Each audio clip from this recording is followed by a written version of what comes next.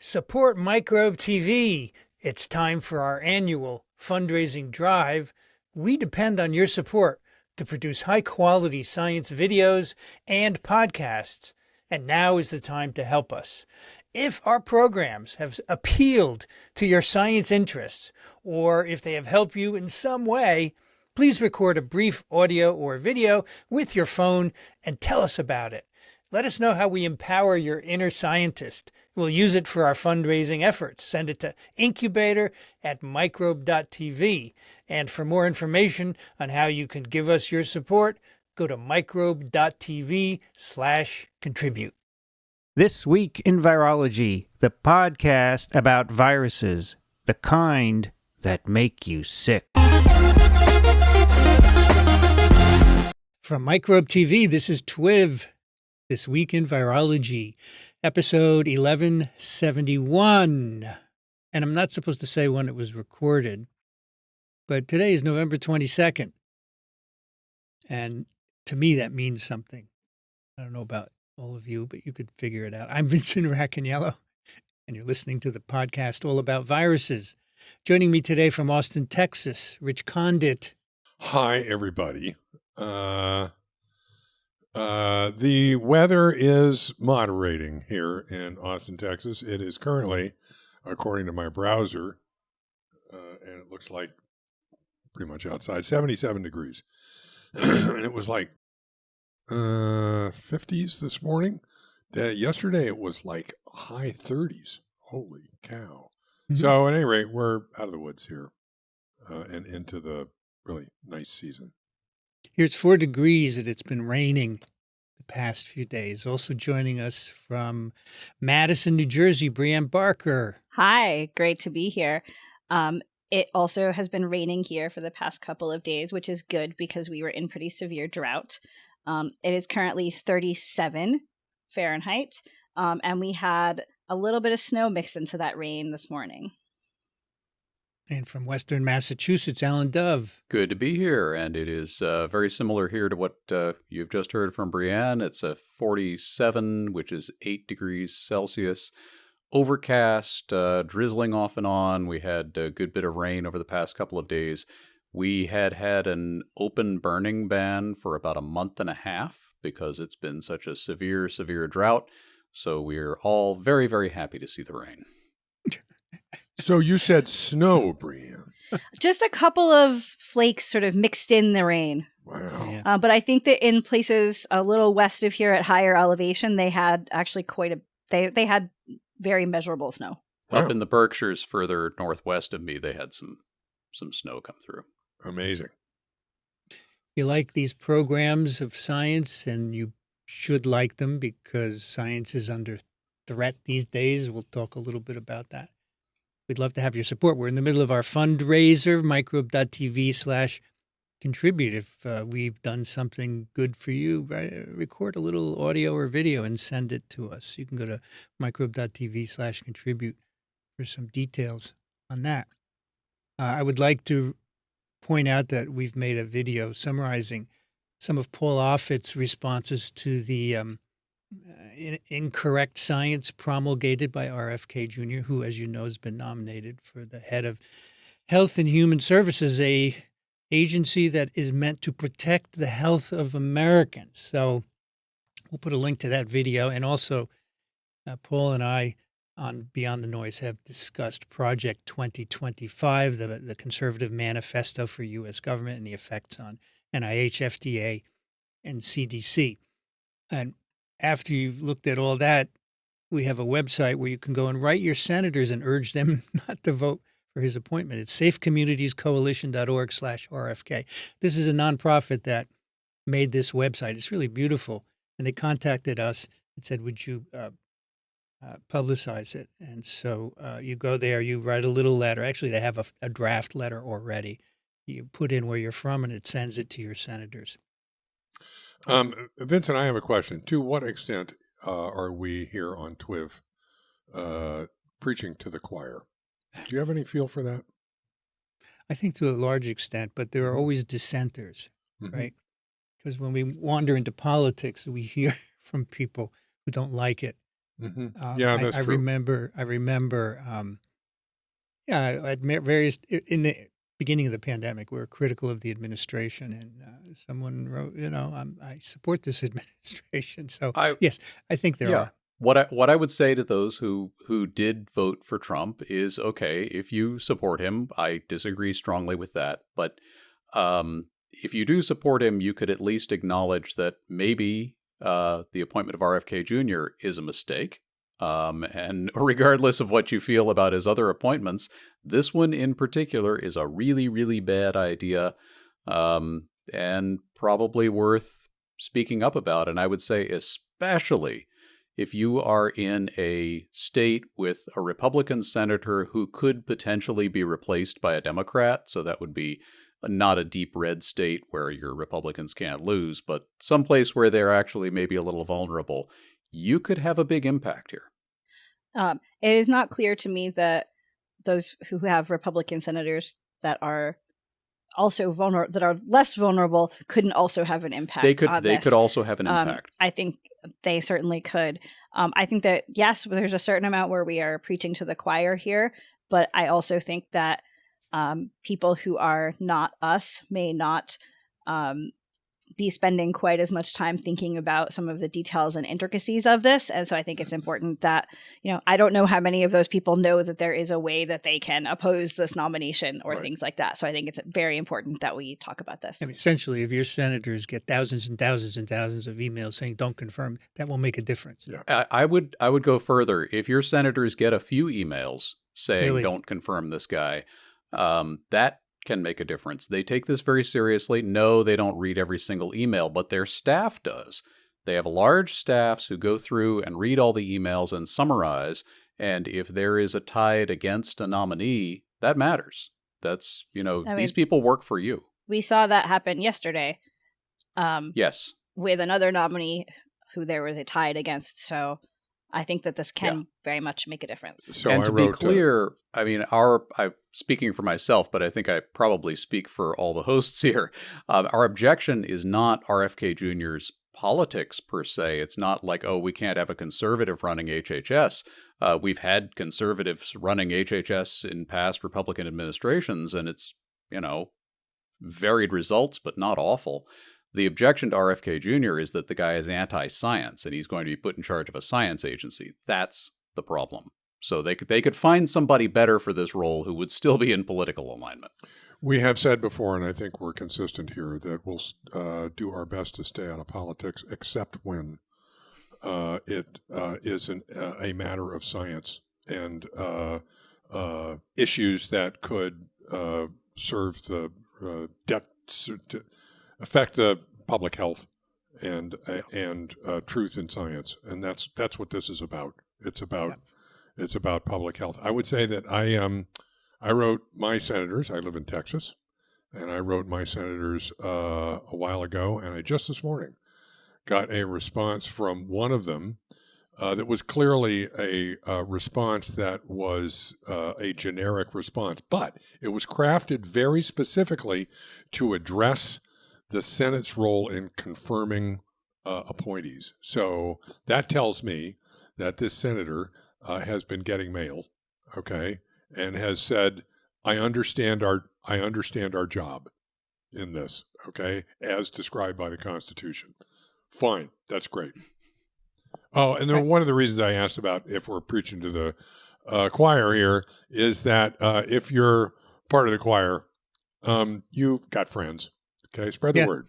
Spread the word. That's the key, that people talk to other people. And when I think about this, when I think about all of this in a broader sense, and try and think about what we on TWiV can do, I think one of the biggest contributions that I personally can make is to advocate for critical thinking. Okay. Yes. And so people watching this program, people who might recommend this program to others, keep in mind that what you get to do here is to watch scientists disagree with each other, okay, and work through problems and think about things critically. And that's if we can do anything, that's what we can do, is teach people, or by example, that critical thinking is possible. Anybody can do it. We often talk about this in pedagogy circles as modeling these Yes. behaviors. And so we should model these behaviors. And Tinkerbell agrees. Tinkerbell's right there. So just watch that Beyond the Noise. It's a excerpt. nice video. It's a Very summary nice of video. a lot Yeah, of the egregious very good. things that he has said, which clearly make him unsuitable. But and beyond that, which is not in the video, he has said he wants an 8-year pause of infectious disease research. Okay, just about everything we're going to talk about today is infectious disease research. If he paused infectious disease research next year and we had a flu pandemic, sorry, no research on it. We wouldn't have been able to make COVID vaccines. So this is just a dumb thing to say. I'm going to pause infectious disease research. To me, it says you don't even know what infectious disease research is and the importance it's had on the U.S. and the whole world. So it's just, how can you appoint someone who says that, among other things? Okay. Anyway, the Rosenfeld Laboratory at the FDA, which would For as fall long under- as it exists. Yes, it's looking for a postdoc staff scientist to continue the lab's research. Understanding the immune responses elicited during enterovirus infection. That would be infectious disease research. If you're an immunologist, microbiologist, or virologist wanting to learn more viral immunology, you can email amy.rosenfeld@fda.hhs.gov for more information. The American Society for Virology 2025 meeting will be held in Montreal at the Palais de Congrès de Montréal, July 14th to 17th this year, asv.org/ASV2025. Applications are currently being accepted for the ASV Global Scholar Travel Awards, and the application deadline is November 30th. To apply, go to asv.org/ASV2025, clicks on grants and awards, and go down to Global Scholar. And I should say, just about every presentation at ASV has to do with infectious disease research. It's viruses. I don't know what they're going to do for their annual meeting. Maybe they'll just go and say hi to each other. Yeah, I kind You of see- want to know what classes I'm going to be teaching in the next few years. Yeah. It's crazy stuff. Well, Oh. I hope to be able to make it to this ASV. I just put it on my calendar. I haven't been to Montreal. ASV for a couple of years. But It is just a few hours up the road from me. Yeah. I'm excited. I always like ASV. A few news items. There's a New England Journal article, which I cannot get to. It's paywalled, but it looks interesting. Where is it? Susceptibility to vaccine-preventable infections in asylum seekers, right? So this is interesting. These are people who are here and want to stay here. And so I can't read it, but the summary here is over 50% of asylum seekers are susceptible to vaccine-preventable infections, including measles, mumps, Hep A, and B. And so this paper points out the potential to compromise community immunity, resulting in disease outbreaks. So I presume that's because they come from environments where they're not getting vaccinated. That's right. Yeah.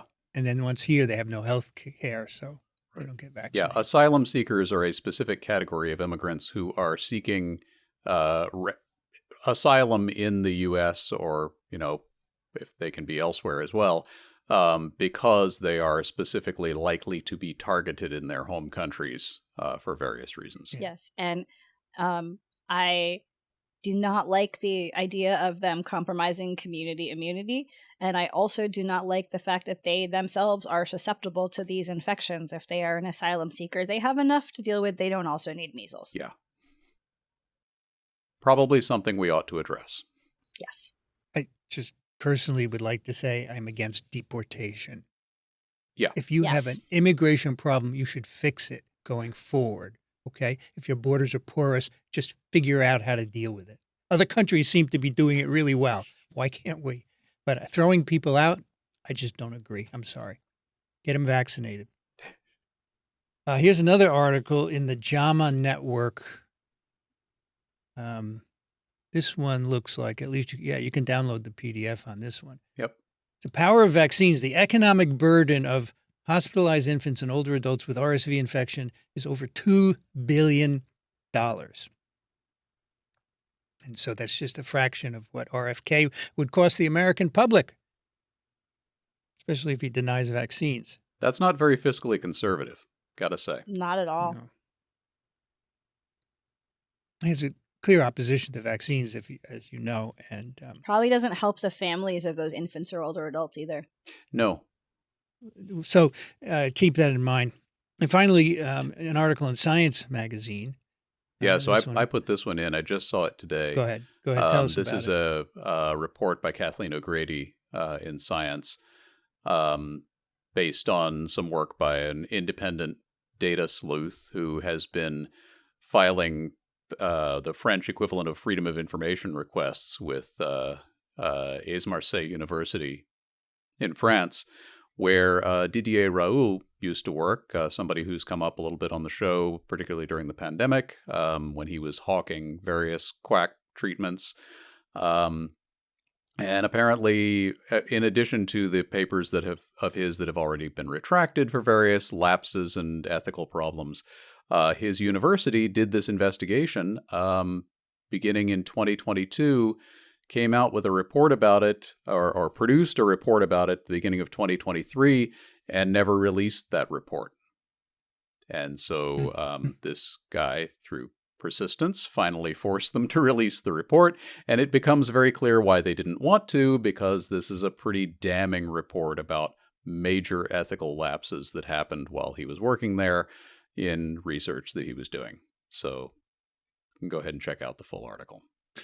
You know, it doesn't make the universities look good when you hide stuff like this. No, it would be far better to just release this and say, yeah, this is a bad thing that happened here, because if you hide it, then it looks even worse. You know, he was they're very, very interesting. You know, people, not many people get away with it forever. No. You know, it does catch up with you. unless you're president, you can pardon yourself. Well, we'll see how all that works. We'll see how that plays out. But this guy, you know, I've been aware of this guy for, I would say probably decades, right? Because he's one of the original discoverers, to his credit, of giant viruses. Yeah. Okay. Yep. Mhm. But from the get-go, there's been an ego glitch, okay, that's kind of gotten in his way. All right. And here you go. He, early in the pandemic, was pushing hydroxychloroquine. Yep. What? And this is an example. I mean, President at the time, President Trump, forced the FDA to allow its use, which should never have happened because the FDA has its own way of doing things, right? And after it was used for a while and people were actually getting hurt by it, they retracted it. And so, you know, the FDA is there for a reason. There's no one person that should tell it what to do. There was also a lot of collateral damage from that, because hydroxychloroquine is an important drug that's used for other things. And there were shortages of it as people were rushing out to get this thing that had been hyped by the president as a cure. And yeah, a lot of people got hurt. Mhm. So there are probably a lot of people who don't fully understand what the FDA does. And I think that a good example that probably most people are familiar with is the thalidomide story. Okay. So if you want to know what the FDA is there for, think thalidomide. And if that doesn't ring any bells, look it up. Okay? Yeah. There's got to be books about this. There are Yeah. many. We teach that one a lot. All right, on to the literature. I have a snippet today, and this is about infectious disease research. However, it was carried out in New Zealand, where I think calmer heads are prevailing. It's still legal. Yeah. It's an article in Nature Communications. Although there is one author from St. Jude's in Tennessee, so Yes. who knows? Spatial and temporal... Which is that? Richard Webby. Webby. Okay. Spatial and temporal transmission dynamics of respiratory syncytial virus in New Zealand before and after the COVID-19 pandemic. And all these people are from New Zealand with the exception of Richard Webby. First author is Lauren Jelly. Last author is Gemma Geoghegan. You know, and Is you're it- going to get is it tired of me Ge- pointing out. Joffigan? Ooh. Geoff again? Okay. That's good. I like That's that. my guess. Even if it's wrong, that's good. You're going to get tired of me pointing out what is infectious disease research, but I'm making a point that it's really stupid to say we're not going to have any for the next 8 years. It's just stupid. It's stupid. And I'm not trying to be insulting, but it's stupid. Respiratory syncytial virus, as you know, is an important respiratory pathogen of both young children and old people. And it's not just for young kids. We now have a couple of vaccines that have been approved that can be used both for young children and, interestingly, you're susceptible as soon as you're born. And so one of those vaccines, you vaccinate the mother, and the mother gives her antibodies to the baby and protects it for about 6 months until the baby can get its own vaccine. It's very cool. Anyway, it's an RNA virus, negative-stranded RNA enveloped viruses. And just to give you an example, in 2019, 33 million estimated respiratory tract infections globally, and over 100,000 deaths in children under 5 years of age. So this is an important thing here. So I think there's a couple of important things that I want to emphasize. This is not a one and done thing. Immunity to this virus wanes, so you can be reinfected at many times throughout your life. I think that one of the reasons it's such a problem, I presume that one of the reasons it's such a problem in children is because that's your first encounter. And in subsequent encounters, you probably have some residual immunity, even though your immunity has waned sufficiently so that you can get it again. And then later in life, when you get old, like certain people I know, your immunity sort of starts to decline. And once again, that's a population susceptible to more severe disease. Did you get your RSV vaccine, Rich? I did. Me too. I did. I'm happy to be able to get that, because that was the other thing I was going to say is for reasons that I don't fully understand, making a vaccine to this has been problematic. So we're fortunate to have a couple that appear to be safe and effective now. Well, there's a long history there, as you know, that they made one in the 60s, which actually killed kids because it made disease worse. And everybody was afraid to tackle an RSV vaccine for years until... It's very similar to what happened with rotavirus vaccines. Yep, absolutely. Where there was an early bad result and nobody wanted to work on it for a long time. Yeah. Anyway, this work is carried out in New Zealand, where RSV has seasonality. The cases usually increase in autumn, which is the end of April now. Yep. It's a little because it's down there. Because it's the other hemisphere. And they peak in midwinter, which is late June. And I just want to comment on a line in the introduction that I found rather charming. They say, in New Zealand, a geographically isolated country in the southern hemisphere with a temperate climate. Like, for those of you who've not heard of our country, okay, we've heard of New Zealand. It's okay, but it is an island. It is an island. That is important to the paper. Yeah. Yes. Right. So what they're going to do, one of our letters actually is reminding us that we ought to summarize up top. So this is based on their experience during the pandemic. New Zealand implemented very effective quarantine and non-pharmaceutical interventions immediately and actually eliminated cases of COVID-19 for a significant period of time during the pandemic. And they didn't allow anybody in, except people who were residents there who had to go through a whole quarantine process to get back into their own country, which is an island. So with that, they not only got rid of the immediate threat of the pandemic, it's known that RSV infection rates went down, and then when they reopened their borders, they went back up. So what they're going to do in this paper is drill down into those data and say, okay, how did it get back, and what happened when it came back? Did it just resume its normal seasonality, or were things different? Right. This is open access. Yes, I believe. Yep. And if you just, I found the lower part of Figure 1A really cool because it demonstrates the seasonality in a really striking fashion, and it also demonstrates how the disease went away. I mean, you can't not get this. How the disease went away with the travel ban with the lockdown and the spike when it came back. So it's really dramatic. Yeah, I think that from talking to some non-science people I know, they are often really impressed by some of the discussions of how much certain respiratory infections went away because of some of those non-pharmaceutical interventions.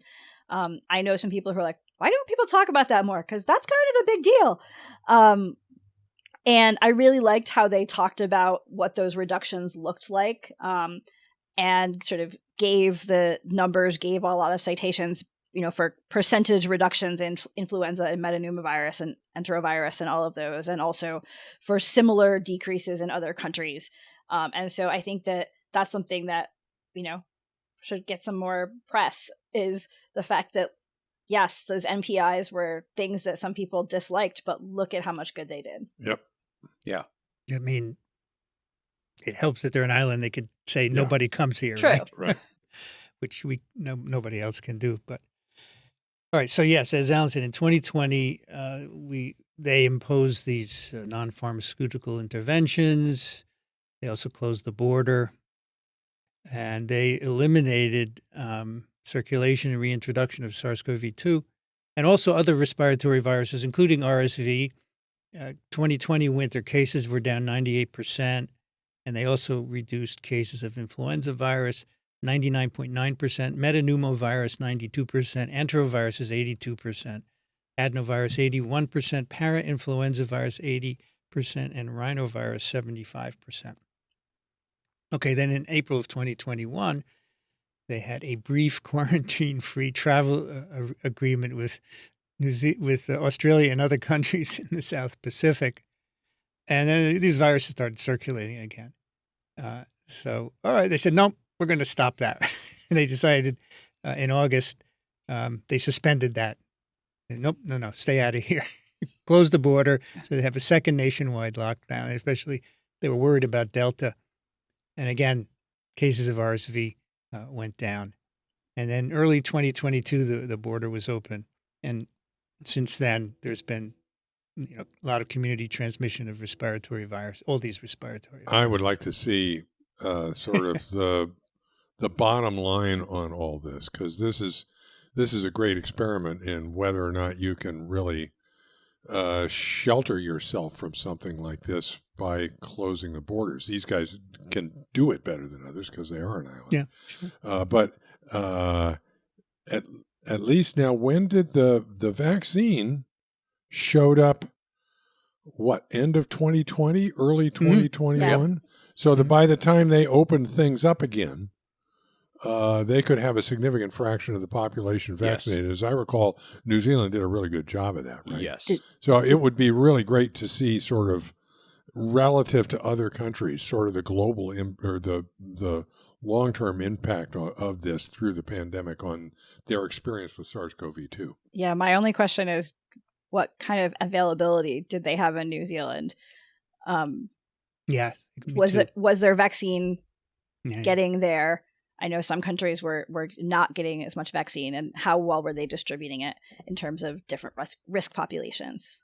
Yeah, as I recall, New Zealand did a pretty darn good job of distributing what they had, and I think they managed to get a decent supply.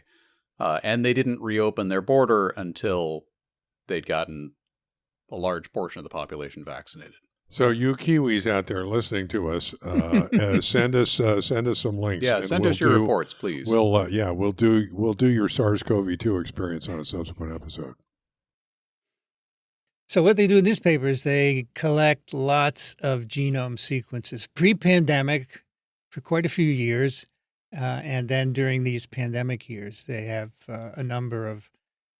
Let me see the numbers here. Can't remember, but many thousands of samples from different ages, starting from before, like back 2015, all the way through this lockdown period, and said, can we see what this lockdown and release had with the genome, right? Because one of the things that happens if a border is open and people are coming and going, you're going to get lots of separate introductions of virus, and you'll be able to see that when you sequence.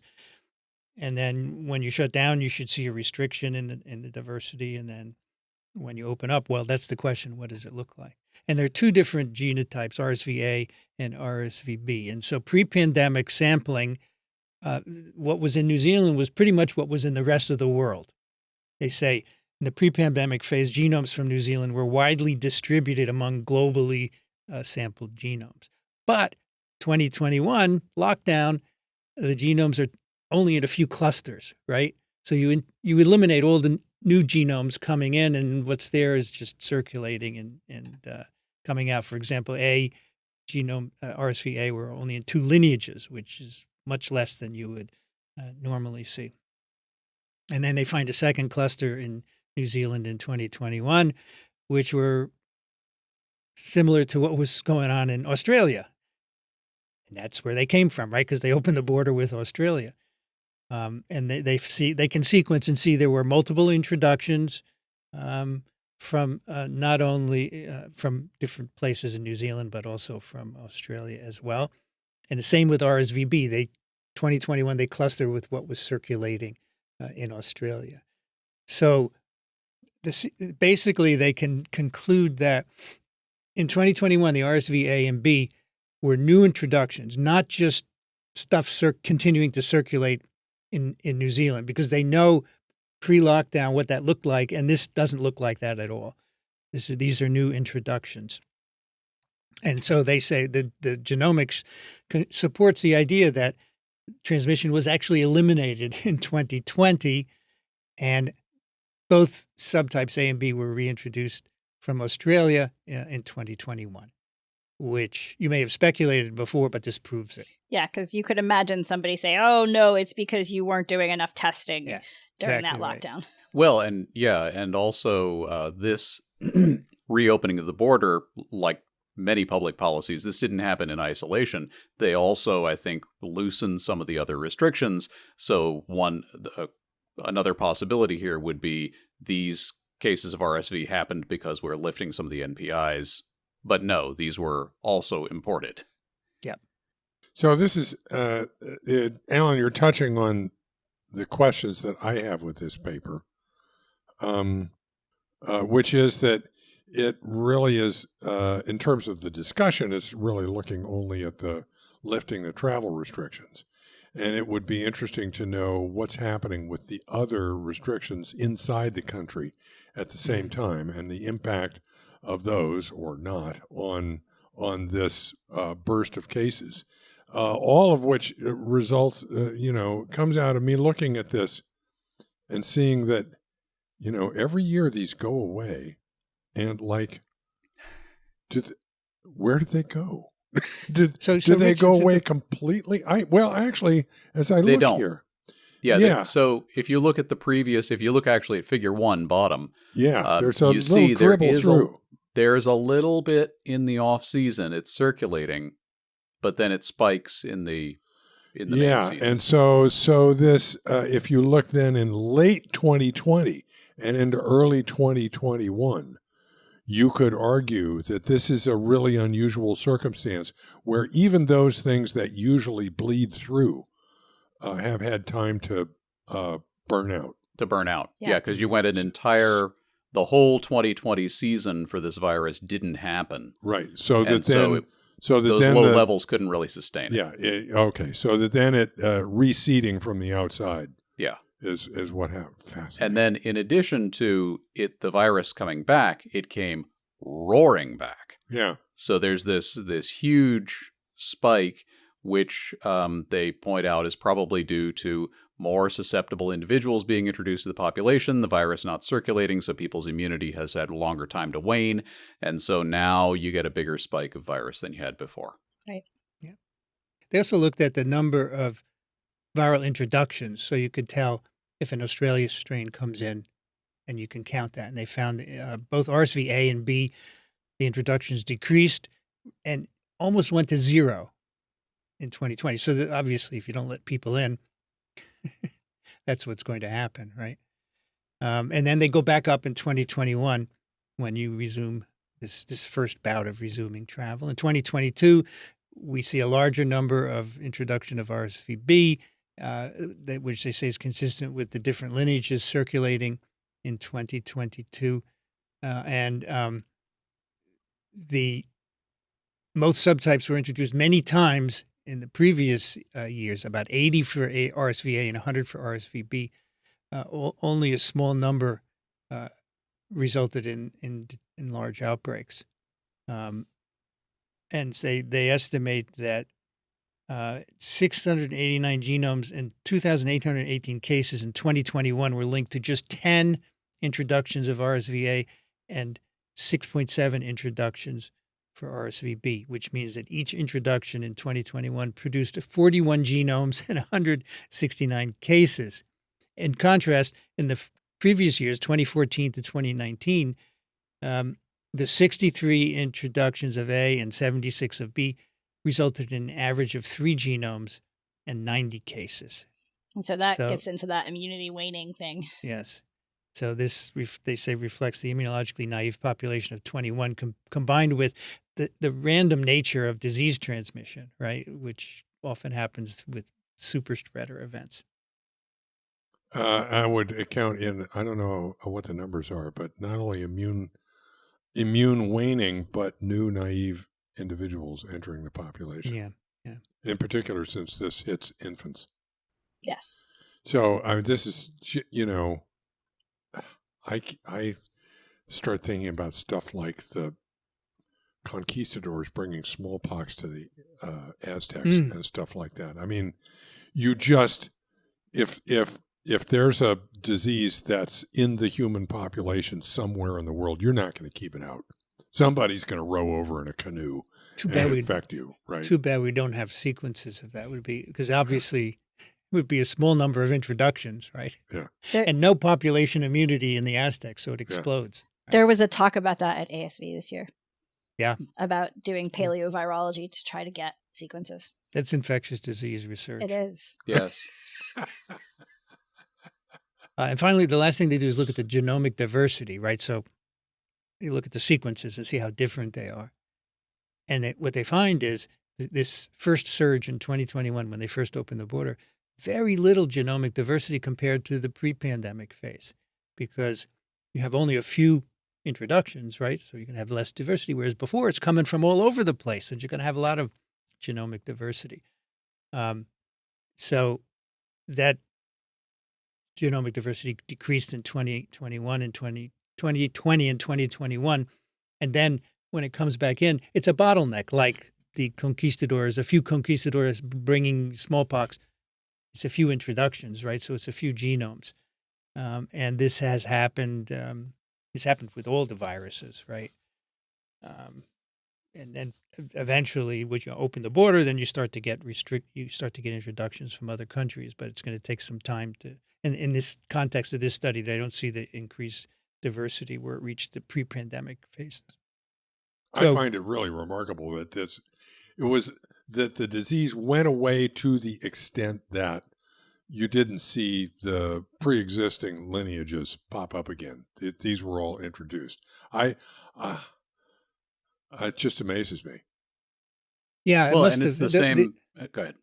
The MPIs must have had some impact on that, right? Oh yeah, yeah, yeah, and globally, I mean, we just a little while ago we're talking about the B Yamagata lineage of flu, yeah, which knock wood, seems to have gone extinct, and to the point that we don't put it in the vaccine anymore, which is a huge bit of news that, as Brianne commented, this has kind of been, I think most people are not aware of that, right?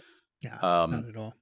And that proves the effectiveness against some viruses, at least. We didn't get rid of many others. But even when these measures were not perfectly implemented, even in countries that are huge and can't, just close themselves off as an island like us, you can wipe out a virus. Yeah, it's a unique situation in New Zealand, right? Yeah. Obviously. And so that's why this study is cool, because you can take advantage of that situation, do the genome sequences, and learn the things that we've told you. I have not been to New Zealand. Have you guys? I haven't either. Man, I need to do this. You need to go to New Zealand? I do. I've seen pictures. from other people I know who have been, and it looks awesome. Oh, you've seen the movie too. Yeah. Oh, well, yes, I've seen the movie yeah, a too. couple of movies. but both my mother and my sister have been. Oh man, Yeah. it's a long way away. It is. Here we go. 1,470 viral genomes, roughly half A and half B, were generated between 2015 and 2022. So you have the pre-pandemic and then the pandemic years. It's a good study, right? Yeah. Cool. Okay. Right, now on to our paper, which is Science Immunology. Title is A B-cell screen against endogenous retroviruses identifies glycan reactive IgM that recognizes a broad array of enveloped viruses. So here's the summary. There's no better place to go for a summary than the last sentence of the discussion. I found it a really good summary. They identified a terminal sugar, N-acetyl glucosamine, as a moiety targeted by antibodies that are encoded in the germline of mice. They don't have to develop by B-cell activation and somatic hypermutation. And these recognize, interestingly, the sugar on viruses, but not self. And so the idea is that this is a natural antibody that's present, and they show here that it protects us against a lot of enveloped respiratory viruses. So. It's like an innate immunity, but it's mediated by the system that we ordinarily associate with adaptive immunity. Is that a fair statement? That is absolutely a fair statement. And there are a number of places where there are some cells, molecules that don't play by our rules of innate versus adaptive immunity. And we're learning more and more about them. And in particular, at some body sites and in certain situations, they're probably extremely important for making sure that we have a quick response. That's the one downside of a lot of the adaptive immune responses, is it takes a little while to prime that response and get it expanded. And if we completely had to wait for that, we would get beaten by those fast replicating microbes pretty quickly. And so some of these innate lymphoid responses that are on this weird little borderline, they talk about B1 cells, B1 B cells here, which are one of the many such cell types, that we would succumb to microbes much quicker. And in fact, some of those responses may have even evolved before the adaptive responses. Yeah, I was going to ask you, probably these rapid responses were there first, right? Yeah, most likely. And then maybe they weren't sufficient, so then the other thing evolved over years, And by the way, the authors are Yejin Yang, first author, and the others are Traeger, Hernandez-Bird, Liu, Mao, and senior author is Akiko Iwasaki. And this is an all-Yale group. Bula bula, go blue. So the model here is the endogenous retrovirus. Did you know that 8 to 10% of human and murine mouse, someone said the other day to me, what's a murine? It's eye drops. Our 8 to 10% of the genome are endogenous retroviruses, which are remnants of retroviral infection. Retroviruses are RNA viruses. They infect, the RNA is converted to DNA by reverse transcriptase, and then it integrates. An obligatory part of the reproduction cycle is integration into the host cell DNA. And if that host cell happens to be a germ cell, don't ask me what a germ cell is. You better know that. Then it gets passed on to offspring. And so humans, 8 to 10% of us are these endogenous retroviruses, but most of them are not 8 inactive. to 10% of us, like in the population. 8 to 10% of everybody's genome. Everybody's got them. There's not a made up single of person on Earth that doesn't have them. Various infection, these viruses, these retroviruses that came in over our hundreds of millions of years of evolution at various times. Yeah, so got stuck in your the genome. ancestor. They didn't Yeah. infect you. They infected your ancestor, but got stuck in your genome. And now you've been picking them up for our species has been picking them up for many, many years. And now 8 to 10% of our genomes are this stuff. Most Now, of in humans, them have been inactivated to a point Right. that they don't really do much, although they can be co-opted by Mhm. evolution to do other things, and we've talked about that on various episodes of TWiV. And in this paper, they're going to look at one in mice that appears to be a fairly recent acquisition that can still produce some viral proteins. I'm going to step in and define germ cells. I have Okay. to do this, okay? You can do that. I will try. You tell me if I get it right. You can basically divide the cells in your body up into two pots. One is germ cells. The other is somatic cells, okay? Germ cells are there for the express purpose of passing your genome on from your generation to the next generation. So if you need to think about this, that would be sperm and eggs, okay, and the cells associated with producing those. Somatic cells are with you only for your lifetime, okay, and they're like liver, muscle, brain, They're everything else. They're the vast majority of your Those body. don't get passed on, dude, okay? They die with you. But the germ cells, if you do your job during your lifetime, I'm sorry. Evolutionarily do your job. Evolutionarily do. I'm thinking of the childless cat ladies here. I have to gotta back off on that. It's not your job. It is something that you can do if you want. Okay, use those germ cells to pass your information on to subsequent generations. Yeah, this is not germs like microbes. This is germs like can germinate into another individual. Yes. Now, a little background here. In mice, in particular, a strain of lab mice, C57 black, and it's been shown in those mice, deficiencies in B cells and toll-like receptor 7, which is an innate sensing molecule, can lead to the production of infectious retrovirus from these ERVs. And in particular, what happens is they're endogenous retrovirus. It's encoded in the genome, and there's another one. There are multiple endogenous retroviruses, and what can happen here is that they can recombine and produce an infectious virus. So even if there are mutations in them, you can get recombination to rescue the mutations and make infectious virus. So other people have shown that. Now, what's interesting is that neither T cells nor MHC2 are needed to prevent the emergence of infectious virus. So in wild-type mice, it doesn't happen often, but in these TLR7 B cell deficient mice, it does. But you don't need T cells and you don't need MHC2. So they say maybe this means that the control is mediated via a T cell independent B cell response, right? So normally B cells need T cells to help them make antibodies. So maybe they don't need this. And they say also this emergence of ERVs, infectious ERV production, you don't see it in mice lacking AID, activation-induced cytidine deaminase, or in immune-competent animals born to RAG1 null mice.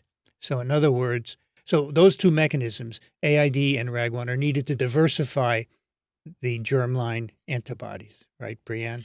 So yes. So the thing that's important here is AID is going to diversify the antibody sort of later in the life of the B cell with that T cell help. And when they talk about the RAG genes, they're specifically talking about pups that are born to RAG deficient breeders. So they say they're actually immune competent, so they're RAG sufficient. So these mice can make their own B cells, but they don't ever get any antibodies from their moms. So they only know how to make kind of kid B cells. They're not as infants also getting some additional adult made class switched helped antibodies. Right. So they're starting out with completely naive immune systems. They don't get any of these antibodies from their mother, and their B cells are baby B cells that haven't encountered any antigens, but they can somehow control these ERVs. Exactly. So they have this idea now that maybe germline. So there are antibodies are encoded in the germline, right? That's what you start with, and then they diversify, as Brienne says. So they're thinking maybe these germline encoded antibodies are the ones that are controlling ERV emergence, and that's what they're going to look at in this paper. And in particular, they're going to look at what they call natural antibodies, which are present in mice before you immunize them, right? Before they see any antigen, they're making antibodies. We call these natural antibodies. And many of them are made by cells that Brienne already mentioned, innate-like B1 cells. So they're B cells, but they're different from the ones we usually talk about. Yeah. Most of them. The natural antibodies are sort of made at higher concentration than you might expect for an antibody that's coming from an unprimed B cell. Right. So natural antibodies coming from B1 cells. It's not like I have a B cell that's making, like I have one B cell right now that's making some Ebola antibody, because that went through development. That wouldn't be a natural antibody. Right. Their natural antibodies are sort of these antibodies that your body seems to make a somewhat higher representation, even without infection or immunization, as if somehow you're sort of predisposed to making sure you make a bit of these antibodies, and you often are making them through this specialized type of B cell called a B1 cell. So this paper will give a purpose for those things. Do we know of other purposes for these things? Or has this been a mystery up until now? I often think about them as being pretty responsive to carbohydrates that are on microbes in the microbiome. Okay. And sort of some of those early colonizers in the GI tract, but I am not an expert on this, so there may be other purposes besides that.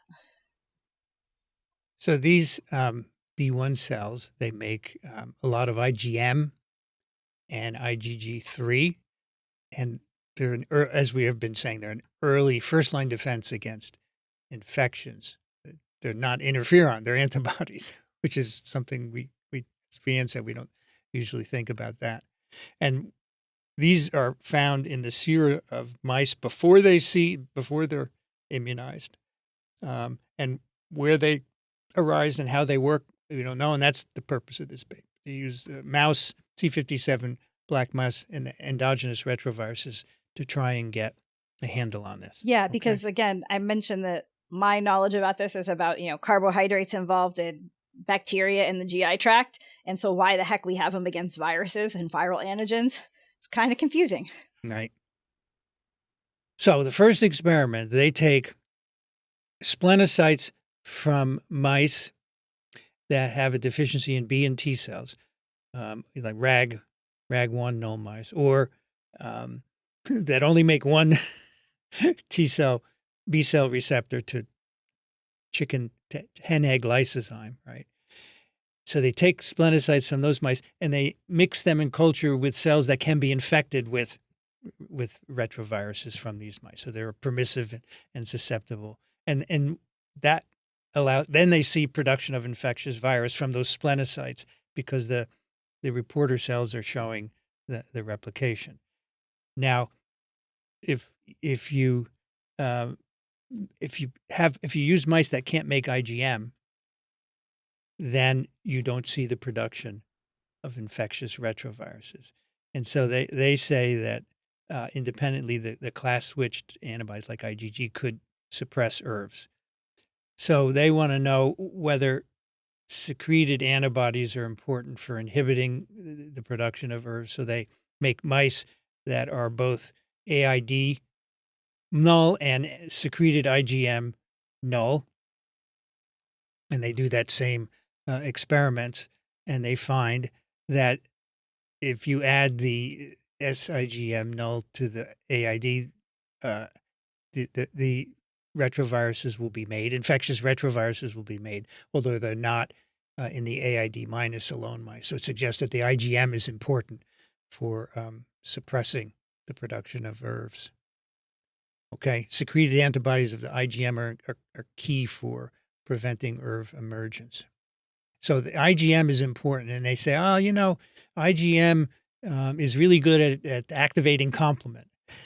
So let's look at complement. So what do? You get mice deficient in the complement pathway, and then you can cross them with your AID null mice. So complement null mice, you don't get virus production, but complement null on top of AID null, you do get emergence. So complement is indispensable for helping antibodies control the emergence of ERVs. Right. So these mice that are not immune to anything else, this through adaptive mechanisms, they have IgM that responds to these ERVs apparently and acts through complement. Yep. So then they say, well, let's look in the sera of mice that have never been immunized. Can we find antibodies that react with endogenous retroviruses? And the answer is yes. You can find an ERV reactive IgM in naive mice, which have never been immunized with the virus. So they're there from the beginning. Okay, so you need IgM. It's early. It's present really early before you see antigen, and complement's also involved. So where is this coming from? This IgM? That's what they're going to look at next. So here they develop what they call an antigen baiting assay to identify B cells that are reacting with ERV proteins. And I'm not going to talk about how they do it, but they basically make virus-like particles of retroviruses, and they have a tag on them so they can easily see them by flow cytometry. And they mix them with B cells, and they're going to do flow cytometry to identify B cells that react with viral proteins. So there are a couple of places that they can look. They can look at the spleen, but mostly you have B2 cells in there, right? But in the peritoneal and pleural cavities, you got B1 cells. There's two kinds, B1A and B1B. And so they look at both. They look at both places. And they say, where do we get the most reactivity with the retrovirus proteins? And the splenic cells were the least reactive, which you should predict already, having heard the introduction, right? And the B1A had the greatest reactivity, and so with some reactivity with B1B. So these peritoneal and pleural cells, the B1 cells, have the greatest reactivity with the retroviral protein. So both subsets of B1s. Oh, where did Brienne go? Uh-oh. She'll be back. Both subsets make ERV antibodies, and those are predominantly in the pleural cavity and the which is your lungs, and the gut. Which, if you think about it, that's where viruses first come in often, right? You breathe them in or you eat them. Right. All right, so what is this? What are these antibodies? We know now they're made by B1 cells, B1A and B1B cells. So what are they? All right, so here's where sequencing comes in. Single cell RNA sequencing and B cell receptor sequencing. They want to sequence the antibodies. Brienne left. And our image is rearranged, huh? Yeah, it she's changed really us going. into a different gallery. So basically, when you do this sequencing, you can look at what kinds of antibodies are being made in these B1 cells. And basically, they find, 3 different kinds of antibodies, and they don't see class switching. All right, so they're IgM, basically. They haven't gone on to IgG. And they also don't see, by the sequencing, they can see there's no somatic hypermutation. Basically, these are germline encoded antibodies, or what they call B cell receptors, right? They haven't undergone class switching, and they haven't undergone somatic hypermutation. So they're signs of stuff that's in your germline that's produced and works without any further modification, right? Okay, a lot of figures in this paper. Oh my gosh, Oh, yeah. lots of figures. Yeah, I think this is open access. Yes. So here's the summary of the sequencing: is these endogenous retrovirus specific B cell receptor or antibodies are mostly germline restricted IgM with which have other diversification based on rearrangement, but not that we have to go into here. But they're germline antibodies. They looked at expression of these antibodies, and they find that they fall into different clusters, and they do RNA sequence analysis, and they find that markers of biological processes enriched in one of these clusters of these antibodies suggest the expression of genes that are needed for cell survival. So these endogenous retrovirus specific B1 cells that are making these antibodies have features consistent with promoting self-renewal and survival, which makes sense because they're going to be around for a while, right? So then they have all these sequences. So let's make some antibodies. Let's make some and do some real biology. This blows my mind that, that you can just have sequence now and make monoclonal antibodies of whatever design you like Yeah. and use them as tools without any of the hybridoma stuff that we used to do or anything like that. It's just all cloning. Yeah. So they make antibodies. So now they can say, what are they reacting with? One of the antibodies has a very high amino acid homology with a previously identified antibody that reacts with a Streptococcus pyogenes carbohydrate. It's called the group A carbohydrate. And one of these anti-endogenous retrovirus antibodies has 87% amino acid homology. So that is a carbohydrate. So now this thing, maybe that carbohydrate is actually what this antibody is binding to. So they made these antibodies and they tested them against endogenous retroviral proteins like the envelope and the GAG, and they do react with them. But they're not reacting with protein. They're reacting with sugar, with glycan. That's the thing in the title of the paper. It's N-acetylglucosamine, specific kind of sugar,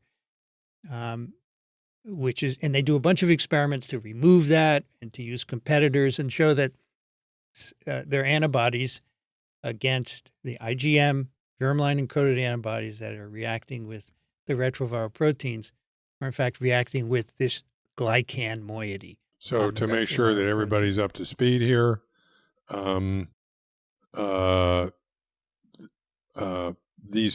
proteins in question, like some of the proteins on the surface of the retroviruses, consist of a polypeptide that is made and subsequently modified by other machinery in the cell to add carbohydrate. What we mean by that is like sugars that are all linked together in branch structures and et cetera. Okay, so it's a modification of a protein that's very common in proteins done by cellular machinery.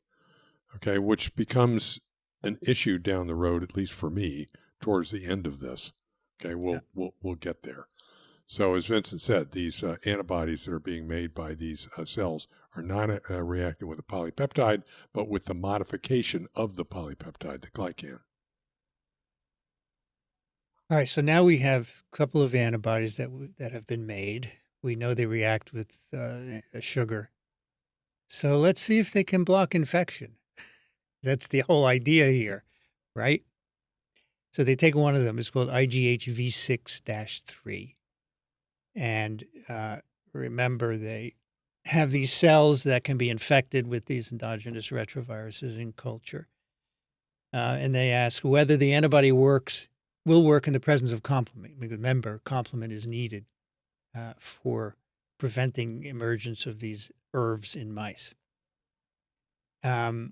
Let's see. Without serum, they say in the absence of serum, and you need to know that takes out the complement, right? Because that's where complement is in the serum. So if you didn't know this, if you didn't know this, you would not know how to interpret this. A rat antibody against ERVs will neutralize the ERV, but their IgH antibody has reduced, does not block infection because there's no serum and there's no complement. But if you add complement proteins, now their antibodies will block infection. So they block infection in a complement-dependent manner, which is the same that has been published by others in mice. So that's very cool. So the recombinant antibody that they made recognizes the ERV, the endogenous retrovirus, through a sugar and works with complement to inhibit infection. I don't know exactly how that is working.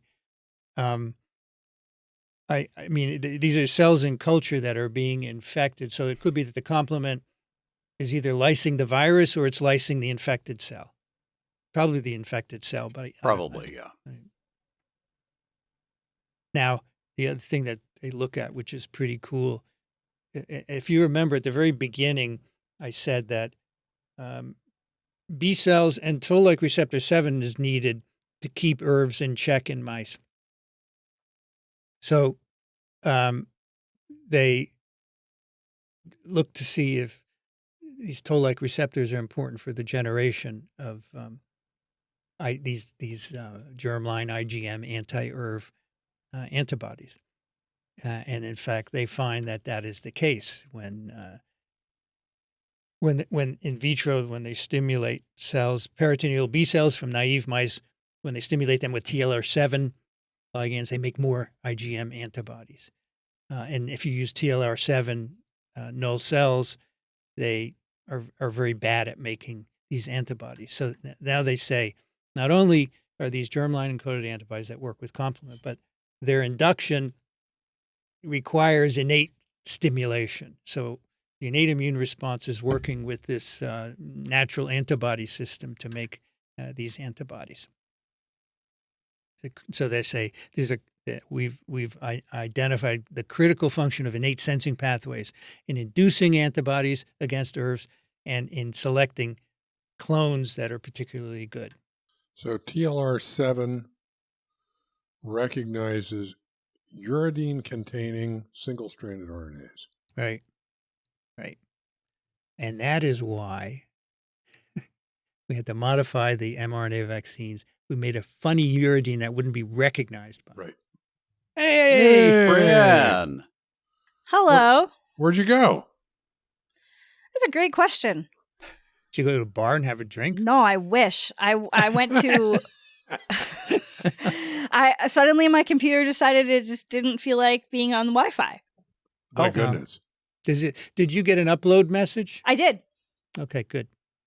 Well, we have gone through a bunch of experiments showing that these are the sequencing shows that the antibodies that are made against the ERVs are not somatically hypermutated. They're germline IgG. They made a bunch of antibodies. They show they recognize N-acetylglucosamine, and that those antibodies will also neutralize virus infection in cells in culture, but it needs complement. And then they also need innate stimulation to induce these antibodies and also select particular reactive clones. So what's the All complement? makes sense. What's the complement doing, Brianne? The complement is probably... We We thought it's lysing the cells, maybe. Yeah, I mean, it's probably lysing the cells. There are some tricks to that, but probably lysing the cells. Because they have an assay where they have these susceptible cells in culture. They add virus and their antibodies, and it only blocks infection when you have complement. So it could either be lysing the virus or the infected cell, and I think it's more likely the complement is hitting the infected cell. So the requirement for TLR7, I'm sorry, I'm interrupting that thought. No, it's okay. Yeah, Okay. I mean the trick is sort of some cells can inhibit complement, so these must be cells that cannot inhibit complement. So the requirement for TLR7 is interesting. It's like there's got to be some indication that you're going to need this antibody before you actually make it. Yeah. Right? So with B cells getting activated, a lot of times we think about B cells needing a couple signals to get activated. And the simplest way that can happen, or at least the way that we usually think about with the normal classical cell, which is the B2 B cell, is that they get signal from antigen and they get some help from a T cell. Sort of signal 1, signal 2. B cells are unique, though, that they can get their second signal in other ways. So if in the case of a B cell that is T cell independent, it still needs a second signal to tell it, yeah, you should make this antibody. This is going to be kind of useful. So does that does the RNA that's tweaking the TLR7, does that have to be an exogenous RNA? In other words, is this activation going on from the get-go, or is it sensing a pathogen? The classic idea is that it's sensing a pathogen. And yet these B1 cells, as we've already discussed, are there in more abundance and doing more than we might have anticipated from a naive B cell. Does that have anything to do with the activation? Maybe. I mean, I guess my thought is, are they maybe endocytosing some amount of virus or some product that has a little RNA on it? Yeah, but your thinking is that this could be a response to something in the environment, not entirely endogenous, right? Yeah, exactly. Okay. I guess when we get to the end, I'll mention one other thing I know about N-acetylglucosamine that made me sort of puzzled when I saw this paper. All right. So last set of experiments, they want to know what else can these antibodies that they've made react with. So they look at a couple of host proteins, and they do not react with host proteins. Yet they do. Host proteins do have N-acetylglucosamine. They don't react with them. So that's interesting. They look at different viruses, which have envelope viruses have N-acetylglucosamine, and their antibody will bind SARS-1, SARS-2, influenza H1N1, influenza H3N2, and HIV. Wow. So when they remove N-acetylglucosamine, it removes the reactivity of the antibody with these viral glycoproteins. So it these, seems to be go ahead, Alan. It seems to be recognizing N-acetylglucosamine in a viral context. Yeah. Yes. That's the weird part. Yeah.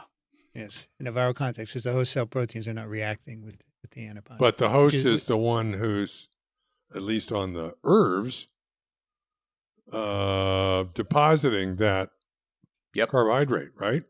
Mm-hmm. And it's also depositing the carbohydrate. I mean, all viruses are infecting through host cells, and so they're getting the sugar from a host cell, and yet somehow the way it's put onto these viral proteins across very diverse viruses is different from the way it's being put onto host proteins because it's not self-reactive. Very interesting. Stupid viruses. Now, so far, everything's done in mice, right? Yes. In murines, right? Would you like to know something about humans? Sure. I would. Of course. We want to know if any of this has to do with humans. Any of this infectious disease research. Yeah, exactly. Hey, would infectious disease research on mice also be prohibited, or would That's just infectious be disease? It's a great question. So they asked, are there human antibodies that have specificities like the ones that they've made, in particular this IgH V6-3? And so they look in the human gene sequences, and they can find some that have some homology with that. And there's a human IgH V3 gene family with reactivity against polysaccharide antigens. And they say there's a previously reported germline antibody that recognizes the spike of SARS-CoV-2. And so they are able to make some human antibodies. They recombine two different germline antibodies, and they make an antibody that can react with SARS-CoV-1 spike, SARS-CoV-2 spike, and their endogenous retrovirus spike. This is reacting with glycan motifs. So, yeah, there seem to be human encoded antibodies that have similar reactivity, and you'd need to do more work, but they're presumably not reacting with self, and they're reacting with viruses, right? So you start off with what you might naively think is an obscure observation that in mice, if you don't have B cells, you make these herbs, which otherwise we really don't care much about necessarily. And you wind up with, it could be that even in humans and other animals, there is a population of B cells that provide a front line of defense against all sorts of pathogens. Fair enough? Yes. I think that the herbs are the tool here that they use to get at this. Absolutely. But, humans, They're a clue. we don't make infectious retrovirus, but we may have made one a long time ago, and that could have led to this system helping us. But it's also good for other viruses too, right? Yeah. Yep. I could go down such a rabbit hole here. Go for it. Go ahead, Go for it. Go for it. So I know of N-acetylglucosamine on human cells and on human cell proteins in one other setting. In fact, I would have lectured about it today, but I was a little behind in my slides. And specifically, I think if I had gotten to that slide, I would have been talking about antibodies and antibody responses. And it comes into a whole other question that I often have to talk about with my students. Because when I think of N-acetylglucosamine, the thing that I think about is that it is one of the sugars that is on the surface of blood cells. It is actually O antigen, or the terminal part of the sugar in O antigen, that we then modify to make either A or B to give us our blood types. And so that right there tells you a place where we know we make this sugar and modify it. We modify it to make A or B, or potentially maybe a slightly different modification that's neither of them, that's O. And so I could imagine that the idea here is that we are modifying this in our cells, but the viruses are not modifying this same sugar. So it's getting added to our cells, and it's getting added to viral proteins.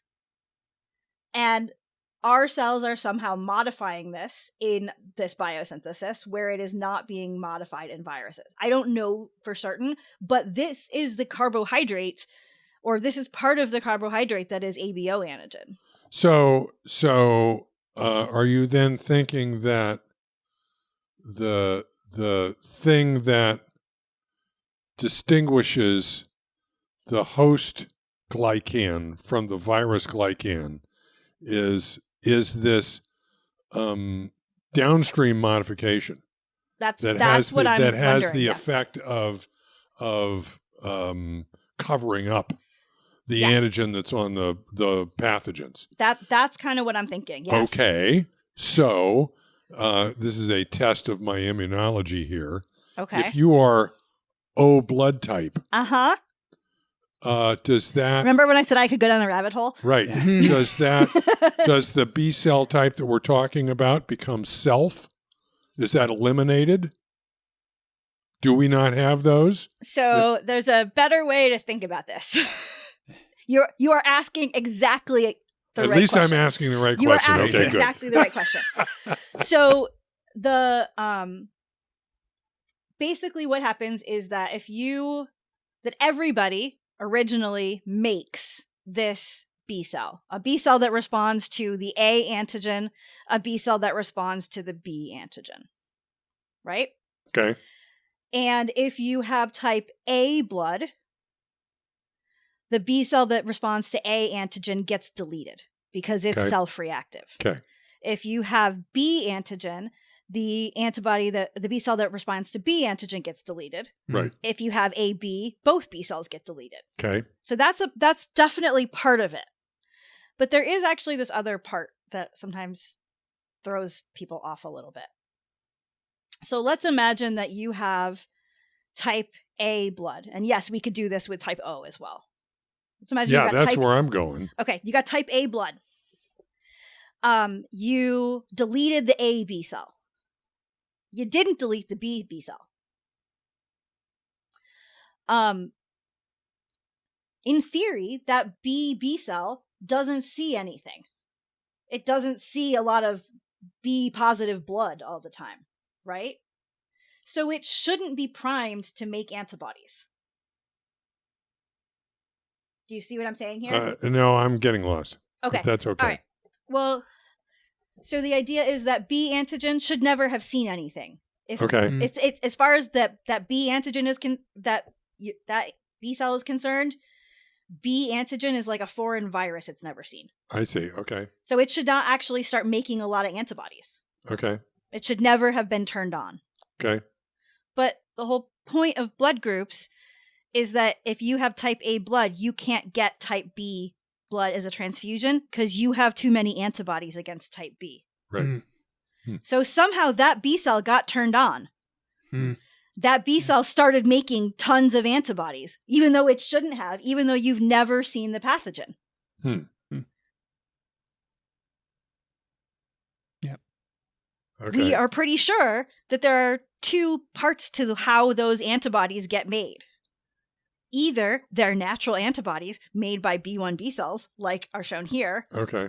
or they're responding to carbohydrates on bacteria that are in your GI tract, like the streptococcus. They mentioned strep pneumoniae, which is not GI, but like those commensal microbes. And so you actually prime those B cells, even though you have never had a transplant of foreign blood before.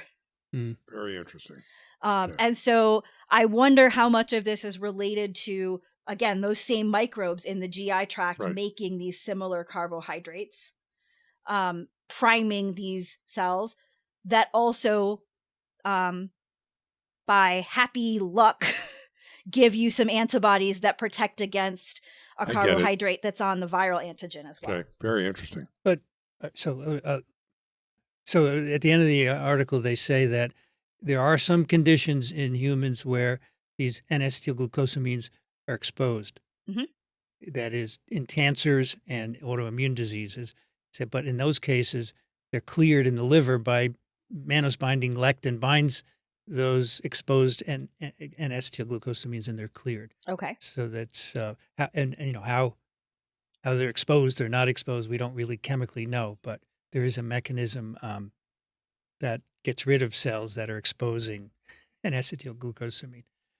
Now, these antibodies. Well, the other nice thing about that is mannose-binding lectin is part of complement.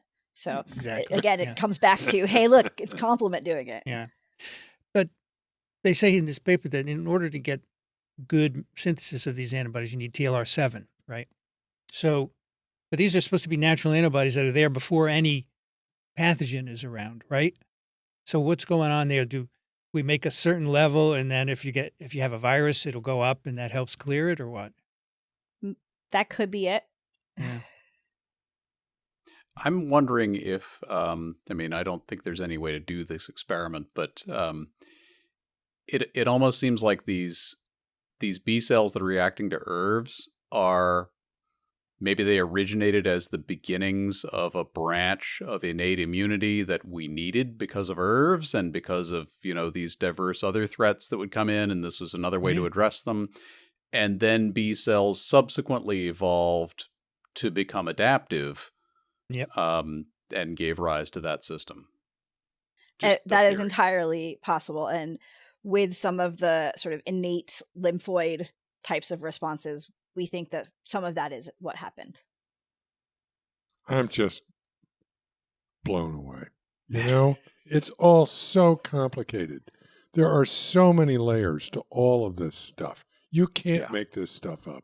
All right. It's just a lot of and I come back to the notion that this is all It's all a bureaucracy. Okay. Hmm. Some problem comes up and you find a way to deal with it. Okay. That's right.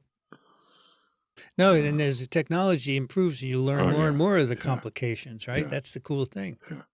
You know, There's a lot, and there's a lot, just with this one topic, there's a lot left to do here. that I- Oh, Yeah. so you know. much. There is. So I view the herb as a tool to Yeah, illuminate absolutely. these antibodies, right? And learn a lot more. And let's remind people at the same time that ERV genes have been co-opted for other purposes, Yes. like That's right. syncytian. That's why we have placenta, etc. That's right. Yeah, any gene that's hanging around for a while, Sure. it's going to get Yeah. used. Yeah. Blank Yeah. tape, if nothing else. Yes. Yes. And so it seems like these natural antibodies have an important role against viruses and Mhm. not just against sort of some of those bacteria with fancy carbohydrates. Cool. Yeah.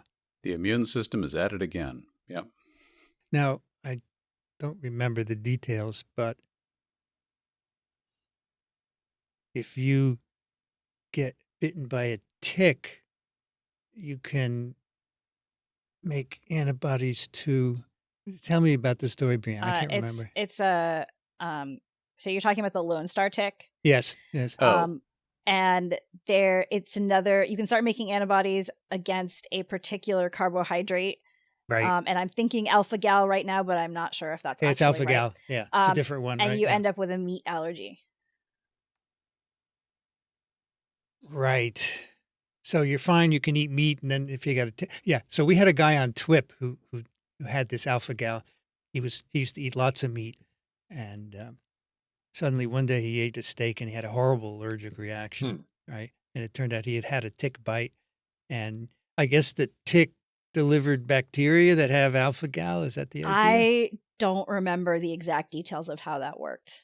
Ticks and alpha gal. Alpha-gal syndrome, yeah. The main cause of alpha-gal syndrome, and the alpha-gal is found in the blood of non-primate mammals. Yes. When a tick bites a person, the alpha-gal is transferred into the person's bloodstream. So the tick must pick it up from some other From mammal. some other mammal. Yeah. Okay. Yeah, there you go. Wow. You'd still be able to eat chicken and Yeah. seafood. That's true. That's fine. Serious life-threatening allergic condition. Wow. Yeah, it is.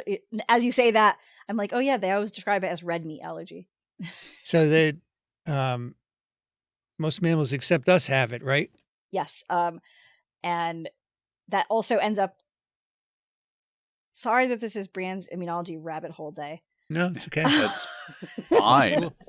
I like it. It also turns out that that difference in alpha gal is a major contributor to why we have trouble using organs from other animals for transplantation, because of the antibodies against that, or sensitizing you. And so one of the things when people are trying to do things like make transgenic pigs for use in organ transplant is one of the first thing they do is they delete the genes involved in alpha gal biosynthesis. Do we know why we don't have them? I do not. Someone smarter than me who has done this more recently might, but I do not. The other thing Somewhere in the primate lineage, there was some reason to get rid of them. Yeah. The other thing they delete in the pigs are the endogenous Exactly. PERVs, porcine Yeah. endogenous retroviruses, because they don't want us to get the pig viruses. And George Church's lab has deleted 60 PERVs from the pig genome. Apparently, there are consequences. Yeah, don't they get really sick? They get ill. Yeah, it's not great. Well, that's the PERV for you. What are you going to do? All right, let's do some picks. We could talk a long time. Sugars are very interesting. They are. They're not just extra stuff dangling there for no reason. I know, but they're hard to study, so that's all anyone really studies them as. Yeah. It's hard to study. It's easier to study proteins. You get a DNA encoding the protein. You can change it. Yeah. All right, let's do some picks of the week. Brianne, what do you have? So I have an for us? article that I saw yesterday and thought was pretty cool. This is a CNN Science article that says Atlas of Cells offers a milestone leap in understanding of the human body. And here they are reporting on the publication of a couple of papers in Nature and in some other journals that have been looking at the Human Cell Atlas. So this is a partner to the Human Genome Project to actually get data like microscopy images and additional information about all of the cell types in the human body. And they note that, before this, they thought that there were perhaps 200 types of cells in the human body. Now they think that there are a few thousand. This allowed them to identify an unknown cell type called an ionocyte that's present in the lung that may play a role in cystic fibrosis. And so there are this sort of set of publications that have come out that really involve kind of just making a map of all of the types of cells in the human body and in a few different different situations that hopefully will help a lot of different types of cool research go forward. And so I thought the fact that we have this new draft atlas is pretty neat. Very cool. Really neat stuff. 37 trillion cells per human. It's a lot of cells. It is. I remember when I was a postdoc grad student in the lab, had been making lots of HeLa cells. And she wrote on the board how many she had made. It was like, I don't know, 1 trillion. I said, you don't even come close to a human. Don't be so excited about it. It's nothing. Rich, what do you have for us? I have no idea where I got this. I keep a bunch of, every time I think something might be a good TWiV pick, I just bookmark it and stick it in a folder of TWiV picks. This is a company, a Japanese company called Astroscale. That if you just look into it, they are in the business of cleaning up space junk. Okay, they'll also do maintenance, but mostly they're cleaning up space junk because there's a lot of space junk out there. So if it is determined that there's a particular piece of junk or a particular type of junk that we no longer need in orbit and it's getting away, getting in the way, these guys will launch some sort of vehicle that'll go up there and take care of it. Okay, I can't tell you the details. Okay, but they are going to be the garbage collectors, the sanitation space. workers of space. That's this right. is great. And I presume it's all robotic. Okay, yeah, that you send up some sort of a thing. I just thought about it. I wonder if when it's done, it self-destructs. Yeah, you would have to deorbit the. You don't want to contribute space junk while removing space junk, so you would probably send something up, grab onto what you're getting rid of, and then deorbit both of them and burn them up. It even comes with a little video game that you can play here called Orbiter. Okay, that I think must not be cheap. They have to do more than one at a time. Yeah. So I've gotten really into this space and astronomy podcast recently, and I actually listened to a space junk episode within the past week or so. And I think that part of what they do is they tend to collect things and then break it down so that it becomes small enough that it will burn up on its own. And so a lot of it is about sort of maybe making it small enough and then sending it on a trajectory where it's just going to go burn up. Was my understanding, though they were talking about a few different competing technologies. But yeah, the first time I heard about anything like this, because I think some of them are almost like a little like claw machine grabber. That sounds pretty awesome. On their website, it says dedicated to on-orbit servicing across all orbits. No matter what orbit your junk is in, we'll take care of it.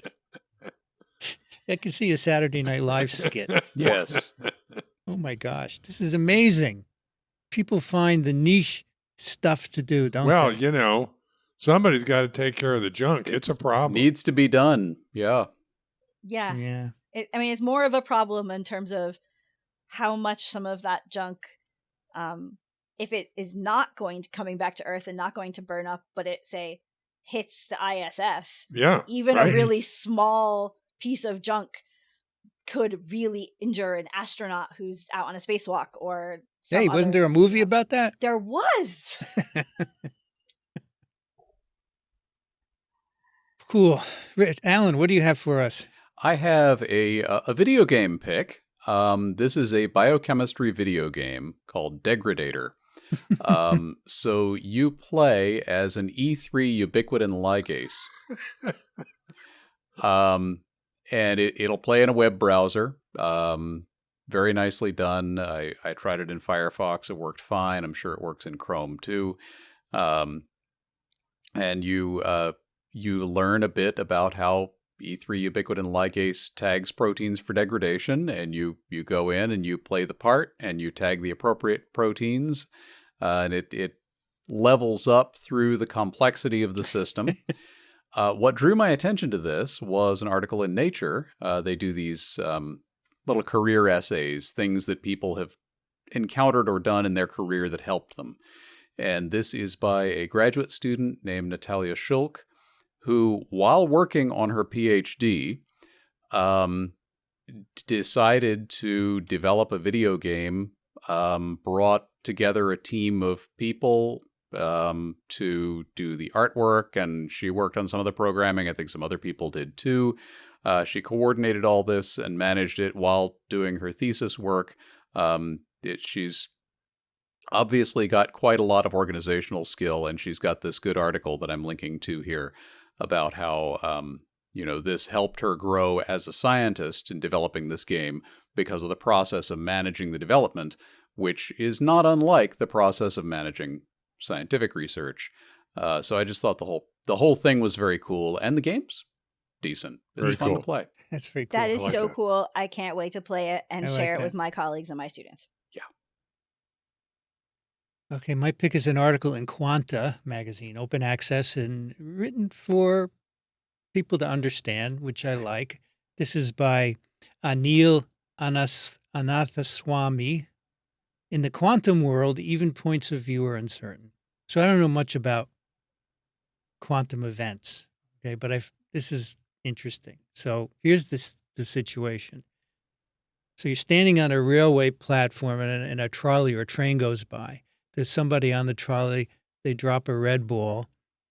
To the person dropping the ball, it falls straight down. But from the platform, the ball it traverses an arc before hitting the floor. So you're watching the same event, but you have different reference frame, one on the train and one on the platform. So this is classical physics, right? Reference frames, which have been used in many ways. Einstein used them to develop theories of relativity. Space and time are not fixed, but elastic entities, right? But quantum physics has ignored reference frames. And now people are saying, maybe we shouldn't have. And they talked to several quantum physicists here. One of them, Kaslav Bruckner, in Vienna, published a paper showing that quantum reference frames put a new perspective on quantum phenomena like superposition and entanglement. And they think that maybe quantum reference frames can solve a lot of problems they've never been able to solve. So I found this really interesting to read about that. Okay, quantum reference frames. Cool. That's very And I cool. really like you put it in terms of a person on a train and a person. It makes a lot of sense, right? I love it. And we have a listener pick from Ryan. It is a CNN video of Paul Offit responding to the role of RFK Jr. in the Trump administration. So that's a YouTube video. Thank you for that, Ryan. And that is it for TWiV 1171. You can find the show notes at microbe.tv/TWiV TWiV. You can send your questions, comments, picks of the week to TWiV at microbe.tv. And now we need your support more than ever to keep good science out there. Go to microbe.tv/contribute. Rich Conda is an emeritus professor, University of Florida, Gainesville. He's currently in Austin, Texas. Thank you, Rich. Sure enough, always a good time. Great to see all of you folks. Brianne Barker is at Drew University, BioProf Barker on Blue Sky. Thank you, Brianne. Thanks. I learned a lot. And Alan Dove is at alandove.com, turbidplaque.com. Thank you, Alan. Thank you. It's always a pleasure. I'm Vincent Racaniello. You can find me at microbe.tv. I'd like to thank the American Society for Virology and the American Society for Microbiology and all of you, our donors, for support of TWiV, and Ronald Jenkins for the music, and Jolene for the timestamps. You've been listening to This Week in Virology. Thanks for joining us. We'll be back next week. Another TWiV is viral.